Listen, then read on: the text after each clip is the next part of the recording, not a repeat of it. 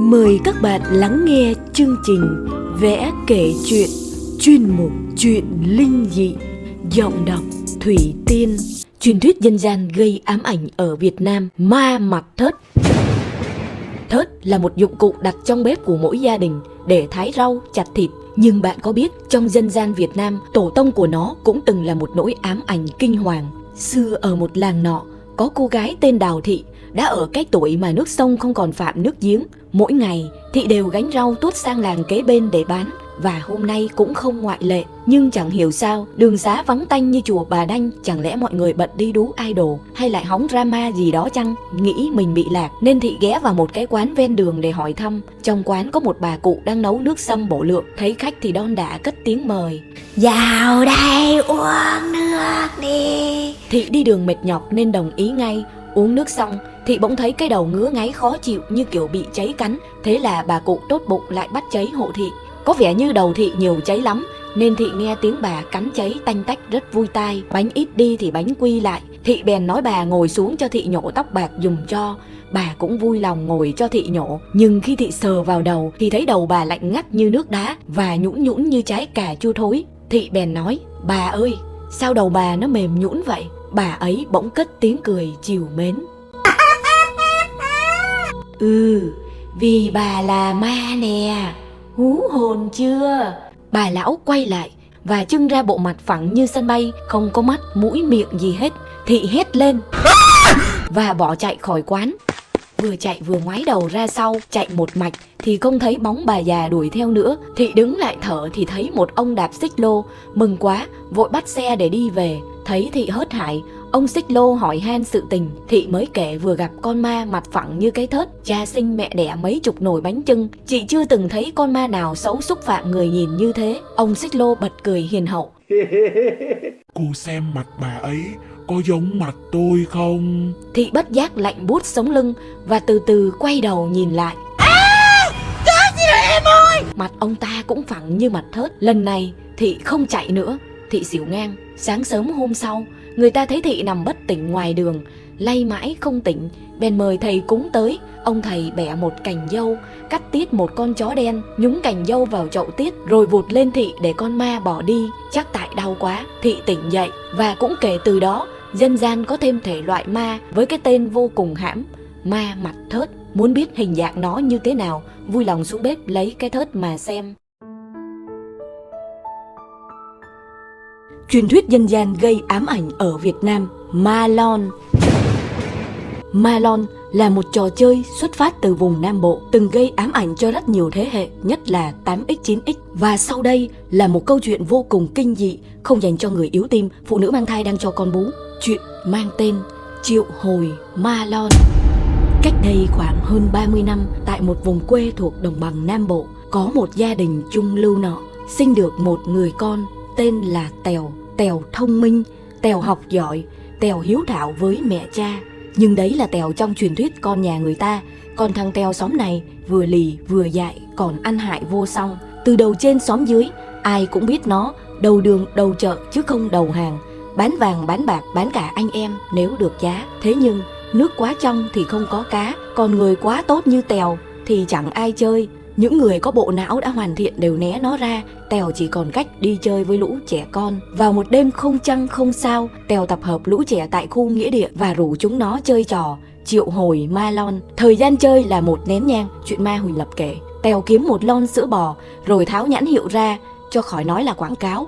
Sau đó nó cắm một cây nhang vào lon, bày ra 3 cục kẹo, điếu thuốc và vái như sau: "Ma lon ơi hỡi ma lon, ma ở phương nào, ma lòn về đây chơi với chúng con, chơi cuộc vuông tròn, chơi mòn cái răng." Bỗng một cơn gió lạnh thổi qua, khiến lũ trẻ rùng mình và cái lon động đậy phát ra tiếng.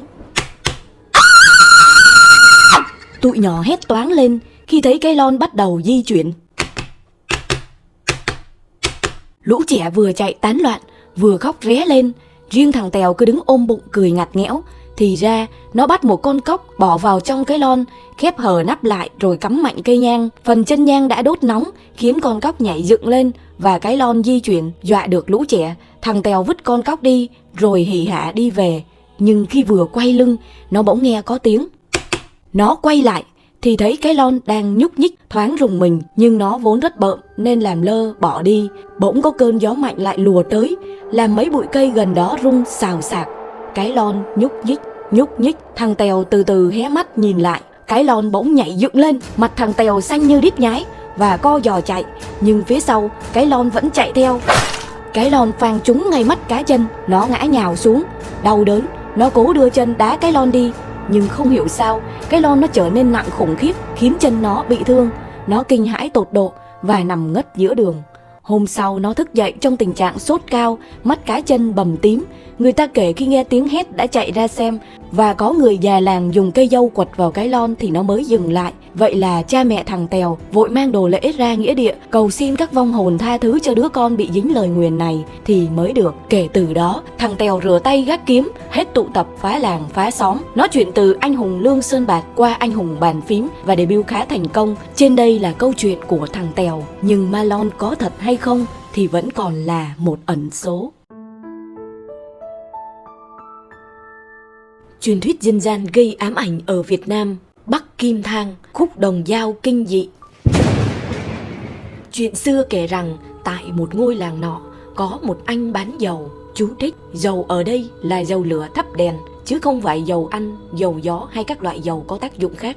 Anh bán dầu rớt anh bán ếch 6 múi nhà kế bên, ngày nào cũng rủ nhau qua cầu đi chợ, bởi hai anh ở trên một cù lao tách biệt khỏi khu dân cư. Tiếc là anh không phải ở Dubai nên tiền bán dầu không có bao nhiêu và rất nghèo. Sau mẹ anh bán ếch bệnh nặng, không có tiền thuốc thang nên phải lên bàn thờ. Thấy cờ rớt lâm vào bế tắc, anh bán dầu mới gom tiền tiết kiệm làm ma chay, khiến anh bán ếch động lòng và càng gắn bó hơn từ đó. Một đêm, anh bán ếch đi bắt ếch thì phát hiện có tiếng kêu thảm thiết.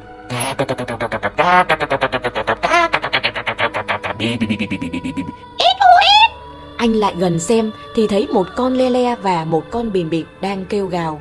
Chú thích: le le là loài vật có hình dáng như con vịt nhưng nhỏ hơn một tí, biết bay và làm tổ trong các hốc cây. Ưu điểm của nó là thịt rất ngon. Bìm bịp là loài ăn thịt, đặc biệt là thịt rắn. Tiếng kêu rất to và tính cọc. Hết chú thích. Xuống hàng gạch đầu hàng, con le le và bìm bịp đang tranh ăn với nhau, sảy chân rơi vào bẫy nên nó năn nỉ cứu mạng rồi sẽ đền ơn báo oán, đền ơn báo đáp về sau.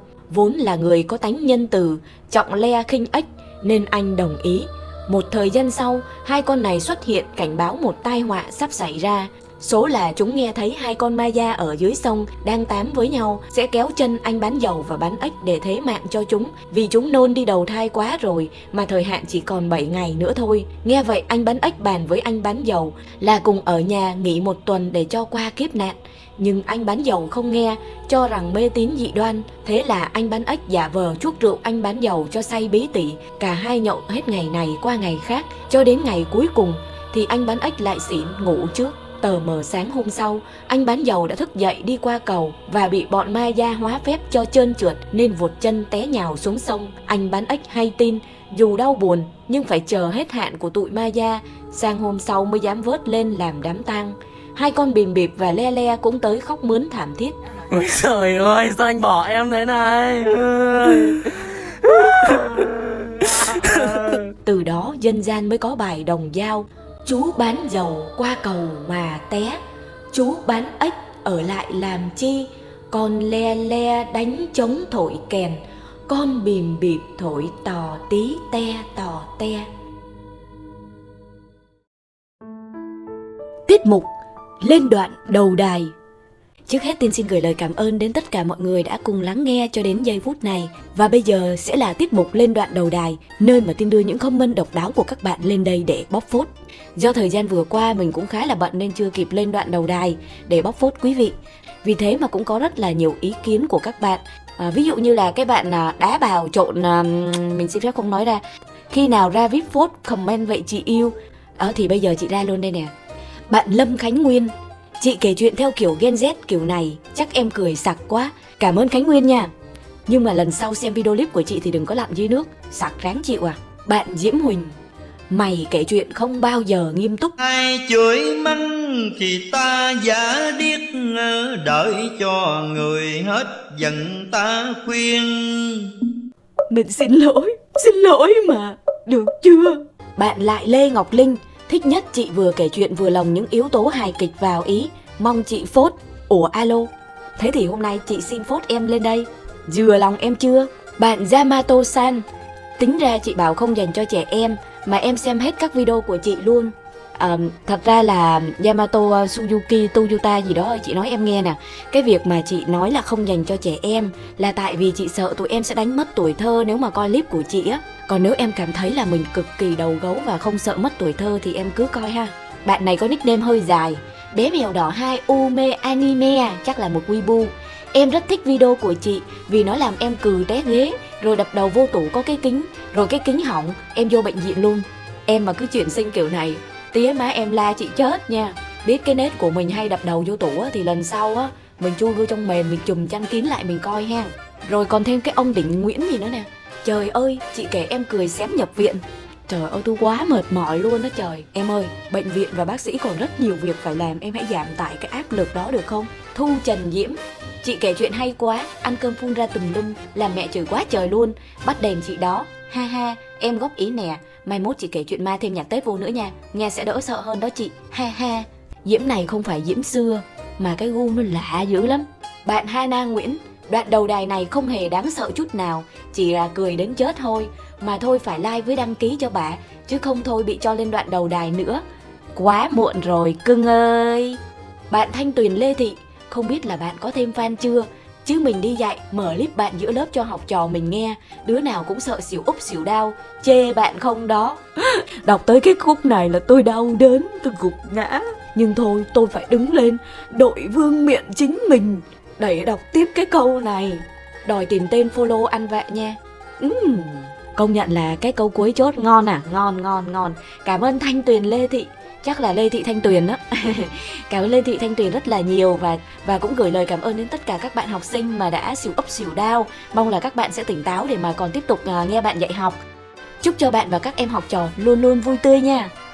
Bạn Hùng Đặng, mẹ nó, cái gì làm tao cười rách mồm nè. Tiền đi khâu mồm là 1, tổn thất tinh thần là 2, tổng chi phí là 20 triệu. Trời đất ơi, tôi kể chuyện dạo chứ tôi có hở bạo đâu mà kiếm ra 20 triệu đền cho ông. Làm ơn làm phước, mai mốt coi thì vừa coi vừa khóc giùm tôi nha. Tôi cắn rơm cắn cỏ, tôi cảm ơn à. Ok, tạm thời thì chúng ta bóc phốt chừng này thôi nha. Và một lần nữa cảm ơn mọi người đã ủng hộ cho kênh Vẽ Kể Chuyện. Chúc mọi người có một ngày thật vui và nhớ đừng quên đăng ký để đón xem những video clip mới nhất của Tiên nha.